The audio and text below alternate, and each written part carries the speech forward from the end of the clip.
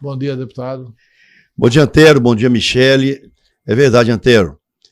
Essa semana vai ser uma semana decisiva.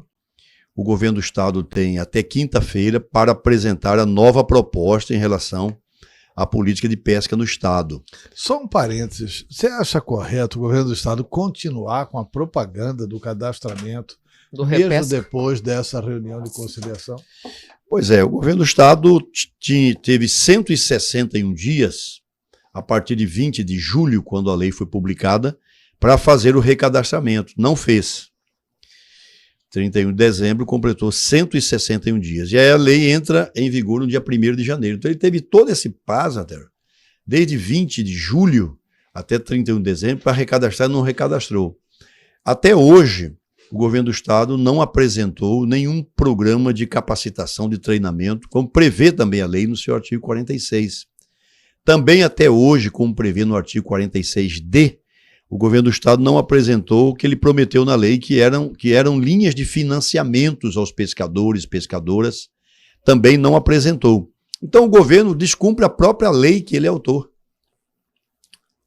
Deputado, nessa audiência que aconteceu em Brasília, né, no Supremo Tribunal Federal, ficou estabelecido esse prazo de 7 dias para que o governo apresentasse correções na legislação.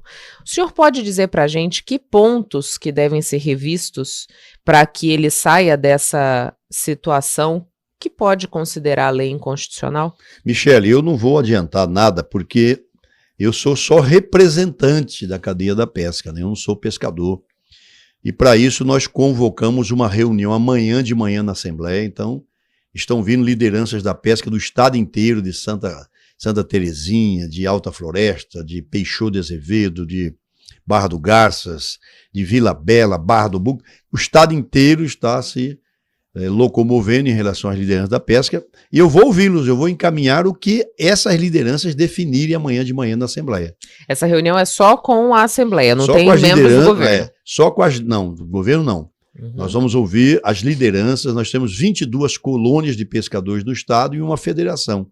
Nós vamos ouvir, ontem teve uma reunião em Cáceres, mais de 600 pescadores e pescadoras participaram, uma grande Assembleia Geral em Cáceres. O pessoal de Barão do Melgaço está mobilizando, o pessoal de Santo Antônio. Então nós vamos receber os pescadores amanhã, ouvi-los e saber o que é que nós podemos encaminhar para estarmos quinta-feira em Brasília.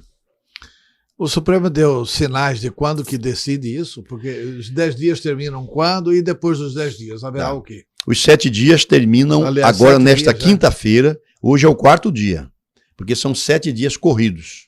Então hoje é o 4º dia, Antero. Até quinta-feira o governo do estado deve apresentar essa proposta. O governo já sinalizou, né? Já sinalizou que vai permitir o transporte, vai permitir o armazenamento, vai permitir a comercialização, e ele quer agora fazer a preservação, né? Por espécie. Por espécie. Ele sugeriu 14 espécies. Então, não houve acordo nesse primeiro momento. E eu espero que nesta proposta nova do governo a gente chegue a um consenso, porque até a audiência de conciliação, eu torço pelo consenso. Nessa proposta das 14 espécies, deputado, qual foi a repercussão dessa proposta entre os pescadores? Porque ali entra pintado, entra pacu, entra surubim, enfim, que imagino que sejam os peixes, pelo menos aqui na Baixada, que a gente mais consome, que seriam mais comercializados. Como que essa notícia chegou até a comunidade de pescadores? A princípio não foi bem recebida. Não foi bem recebida porque justamente são os peixes mais comercializados, né, mais consumidos, mais preferidos pela população. Então, a princípio, não. E também os órgãos técnicos do governo federal, pelo que eu percebi lá, vão dificultar qualquer acordo. Nesse sentido. Eu sei, porque o Ministério da Pesca deixou claro que não é assim que se faz. Uhum. Ninguém tem estudos qual espécie deve ser preservada, ninguém tem absolutamente nenhuma avaliação respeitada. Então o Ministério da Pesca se posicionou dessa forma, o Ministério do Meio Ambiente ainda foi mais duro, o IBAMA foi duro, o ICMBio. Então, talvez esses organismos federais possam melar a conciliação. Tá. Então, está clara a estratégia do governo é apresentar, a exemplo do dourado, né, que foi proibida a pesca do dourado, né? Existe uma possibilidade de liberar o dourado ou não? Tecnicamente já passou do prazo de liberar o dourado, né? Ele foi fechado lá em Cáceres, começou tudo isso lá em Cáceres, foi fechado por 5 anos. Aí houve uma lei estadual com prazo indeterminado, porque o dourado é um predador, né? Ele está comendo outras espécies menores, os piaus, piraputanga. Então já passou da hora de liberar. Mas, por outro lado, os que defendem a pesca esportiva afirmam que o dourado é o peixe que mais atrai os pescadores esportistas. Então, eu não garanto nada se haverá ou não. Tecnicamente, já passou da hora de liberar o dourado. Deputado, quando a gente pensa em todo esse decorrer, né, dessas discussões que estão acontecendo, por enquanto a gente ainda está na Piracema, então não podemos mesmo ter a pesca por conta do período de defeso, mas libera agora já no começo de fevereiro. O senhor imagina que essa situação se resolva até lá e qual é o risco que os pescadores correm se a gente não tiver um desfecho o quanto antes, né? Michele, ela pode sim, porque quinta-feira provavelmente estaremos em Brasília, não havendo acordo, aí o ministro relator tem poder de expedir uma cautelar, né? Ele tem o poder de determinar a abertura da pesca. Querendo, ele tem poder, ele ouviu todas as partes, todos os atores envolvidos, ouviu a AGU, ouviu o Ministério Público Federal, ouviu a Defensoria Pública Federal, ouviu os ministérios, ouviu o governo, tentou, forçou uma conciliação. Caso a conciliação não aconteça, ele pode rapidamente, nesse final de semana, autorizar a reabertura da pesca. E aí essa matéria vai ao plenário para acolher os outros 10 votos. Tá. A nossa esperança é essa. Uhum. Nossa esperança é que ele, com as prerrogativas que tem, ele possa nos atender com a cautelar. Agora já são 3 ADIs, né? A primeira foi uma ADI do MDB, né, trabalhada pelo deputado Emanuelzinho. A segunda foi uma ADI do PSD, trabalhada aqui pela presidente da Associação do Segmento da Pesca, pela Nilma. E a terceira que entrou esta semana é da Confederação Nacional dos Pescadores do Brasil. Então já são 3 ADIs em relação a essa matéria. O ministro já tem mais do que suficiente material para decidir. Ele já tem. E tentou até algo que sempre é raro no Supremo, que são as chamadas audiências de conciliação. Elas são regimentais, são previstas, mas raramente são utilizadas. Quer dizer, ele foi até o final. Não havendo a conciliação na quinta-feira, ele tem poder de, através de uma medida cautelar, autorizar a reabertura da pesca. Existe tecnicamente algum estudo no sentido de, por exemplo, vamos supor que eles vão chegar a um entendimento, não, então vamos chegar ao entendimento de 2 espécies por ano para preservar. Vamos supor aí, jiripoca e jurupensém, né? Que são 2 da mesma família, etc. e tal. Existe um entendimento científico, algum estudo que diz o seguinte: se preservar por 1 ano, por 2 anos, esse repovoamento acontecerá de forma satisfatória no rio? Existe algo nesse sentido? Vai preservar o pacu. Quantos anos precisa preservar o pacu? Não existe. 1 ano? Como que funciona isso? Entendi plenamente sua pergunta. No caso do dourado, Antero, ele foi proibido em 2012, agora vai completar 12 anos de proibição e ele está com uma superpopulação. Dourado mostrou que realmente ele explodiu, muito dourado nos rios de Mato Grosso. Cada espécie é uma espécie, né? Não há resposta tecnicamente para o que você perguntou. O que é que nós temos? Nós temos 2 coisas em relação a isso, Antero. Nós temos um estudo da Embrapa Pantanal só na bacia do Alto Paraguai, que é a chamada Bacia Pantaneira. E tem um estudo que a Assembleia Legislativa fez, só que esse estudo não é reconhecido por nenhuma instituição certificadora. Um estudo que foi feito, ouviram lá 80 pescadores, um estudo que não tem respaldo científico de instituições sérias desse país.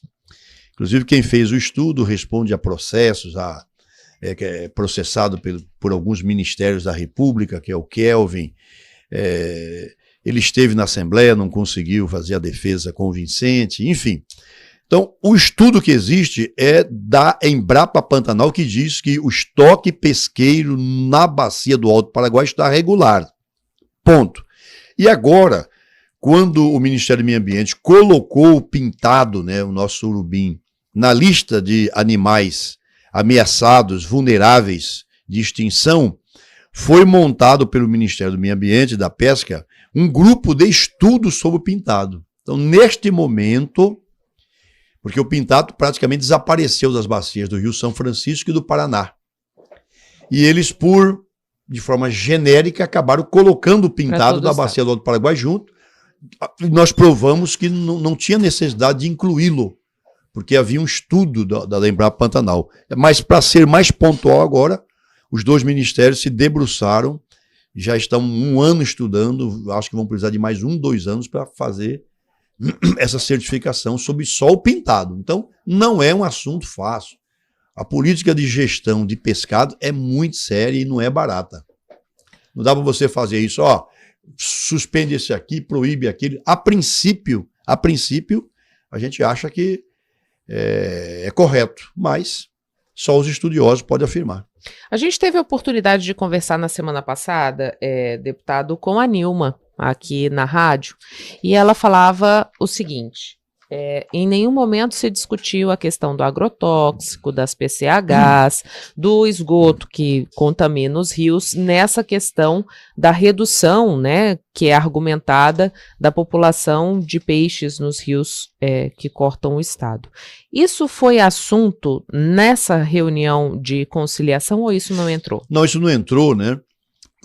Aconteceram 2 reuniões, uma primeira mais ampla, com mais ou menos 15 pessoas, representando todos os atores envolvidos, e depois o juiz federal que presidiu, não foi o ministro, foi o juiz, solicitou uma reunião com menos participantes que tivesse habilidades de elaborar um projeto legislativo. Inclusive eu não participei, o deputado Avalone, que está aqui, também não participou, foi de cada, foi o deputado Botelho pela Assembleia, o governador foi, a Nilma foi, enfim. Aí ficou um grupo menor de 7, 8 pessoas. Não sei o que discutiu lá, até porque o juiz pediu confidencialidade. Eles assinaram um termo de confidência do que foi tratado lá. Ninguém sabe.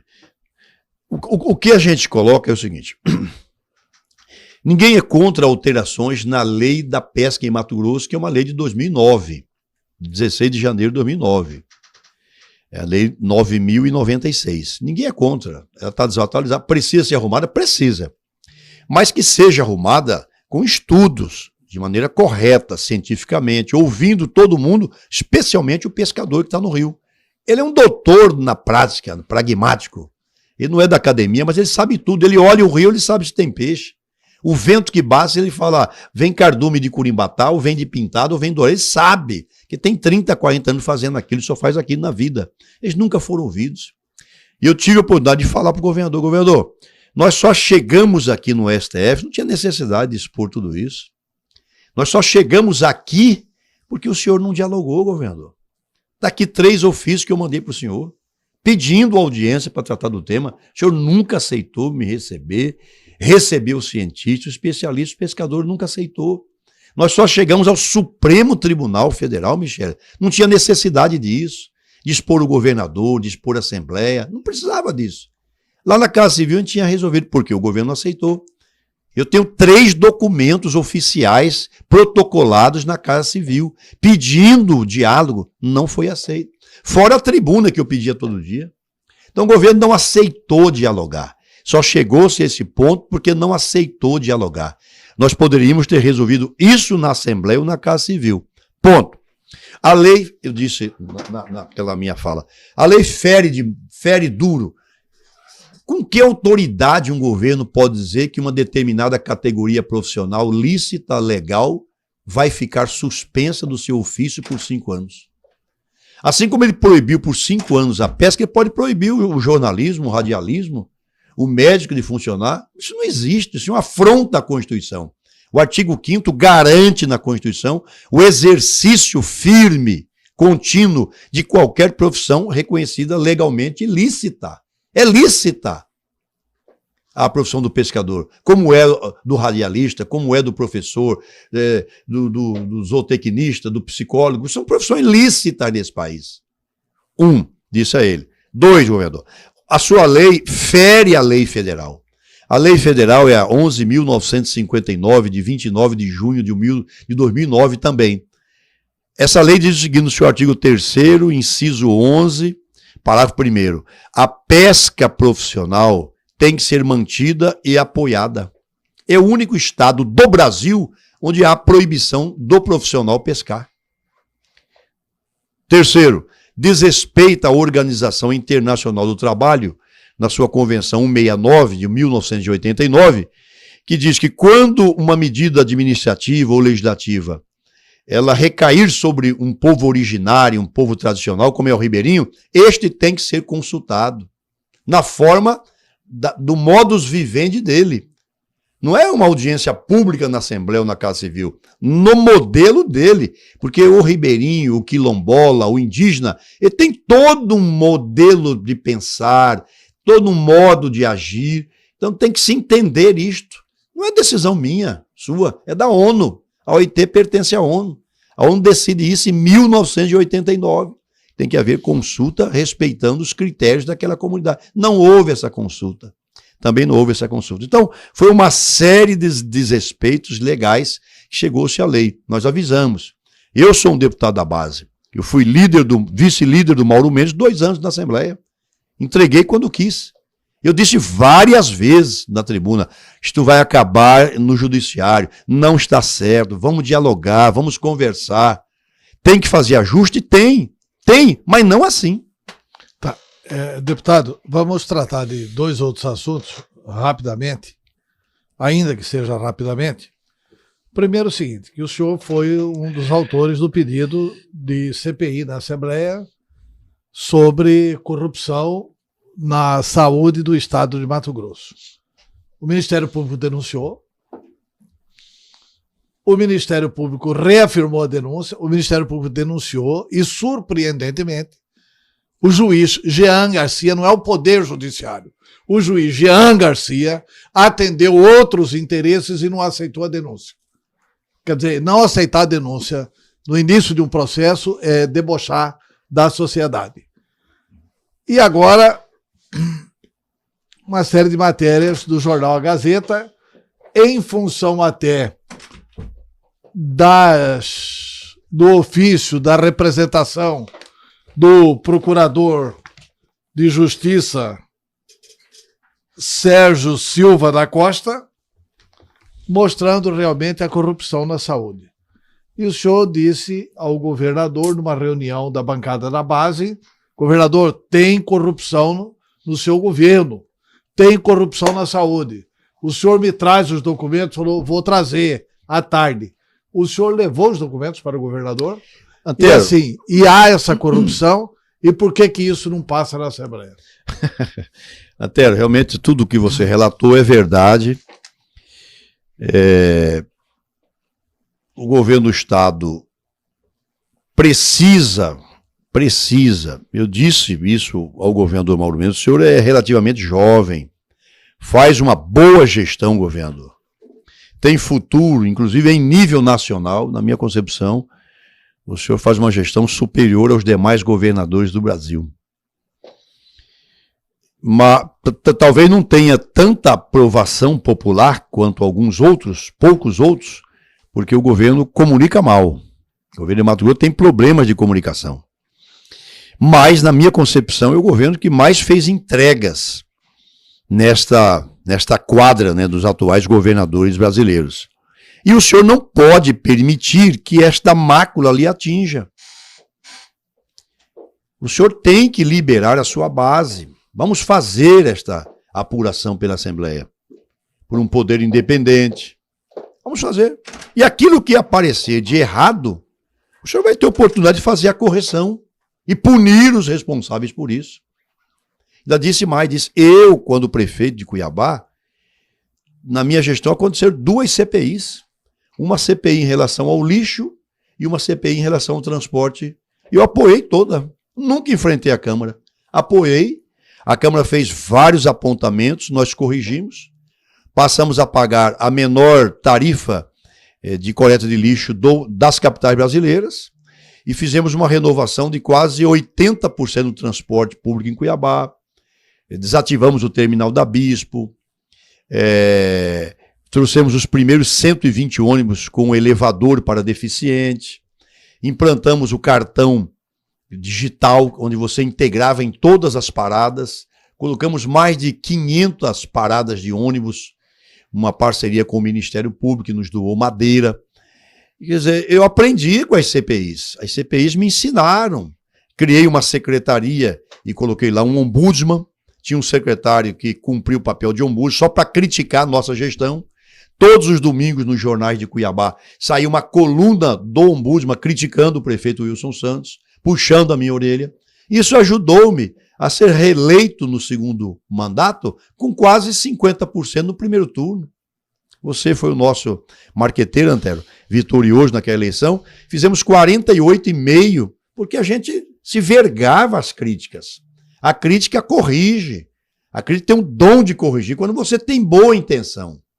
Então eu disse ao governador isso: governador, o senhor tem que permitir essa CPI. Porque tem, infelizmente, governador, eu tive acesso. Não vou nem dizer quem me mandou a fonte, porque deixaram no meu gabinete, anonimamente. Certo, mas você entregou essa fonte, entregou os documentos para o governador. Entreguei os documentos, ele me pediu um tempo para responder. Agora, na volta dos trabalhos legislativos, dia 5, vai ser um outro requerimento que eu vou fazer, sabendo quais são as respostas do governador em relação a isso. Quero parabenizar esse promotor de justiça, doutor Sérgio, assim como você, Antero, tem coragem suficiente, história, um dos poucos nesse país, para fazer esse tipo de cobrança em nome da sociedade, e dar o nome do juiz aqui, e é bom, isso é muito bom para a sociedade saber quem é quem. Porque não é o Poder Judiciário. Exato, né? Não é o Poder Judiciário. Tem que saber por que esse juiz acatou a denúncia contra todos os bagrinhos, lambaris, rapa-canoa, e o dourado, essa douradona, né? Que ainda tem ainda tubarão por aí, ainda vem, né?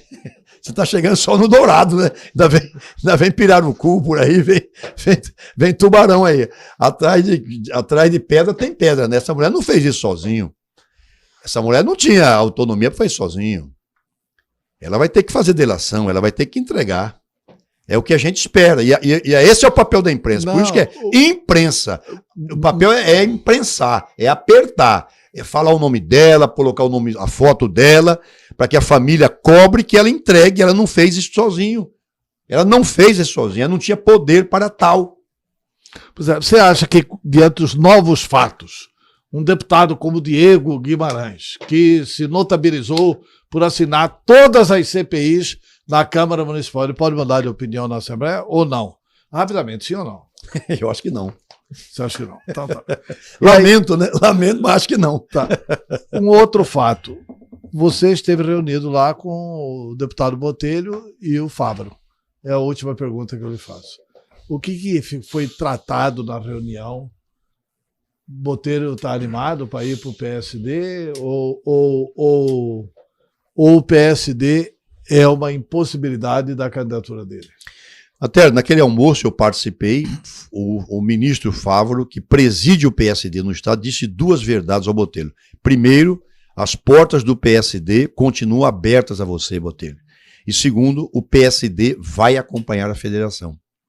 Se você tem interesse em ser candidato do PSD, trabalhe e convença a federação a lhe apoiar.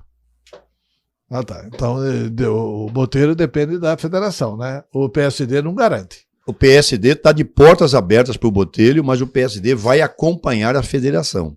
A decisão da federação. Cabe a competência, a habilidade do Botelho convencer, né, o PCdoB, o PV e o PT de que ele é a melhor opção para Cuiabá e compor uma chapa. Quem sabe ele de prefeito e alguém da federação de vice. Tá. E se não houver isso, qual que é a outra possibilidade do Botelho? É o PP? O PP continua no arco de influência do governador, né? União Brasil, PP, que é presidido pelo ex-senador Cidinho Santos, e agora o PRD, que também vai para as mãos do Mauro Carvalho. Mas Todas o Bandeira essas... disse hoje que o Mauro Carvalho lá é muito bom, que vai ampliar democraticamente. Ele está acreditando que o Mauro Carvalho... Vão dividir o poder. Ele só dividiu o poder. Eu O falei, Temer é uma pessoa... você não vai ser mandado por Mauro Mendes, mas vai ser mandado por Mauro Mendes através do Mauro Carvalho. Botelho tem um bom coração, Antero. Ele já me disse, Wilson, eu fui criado aqui na Zona Rural Livramento, eu acredito em Saci Pererê, mula sem cabeça, essas coisas tudo aí. Ele acredita em tudo isso. Deputado Wilson, muito obrigado pela entrevista. Antero, obrigado, agradeço. Um abraço à nação mistense, operariana.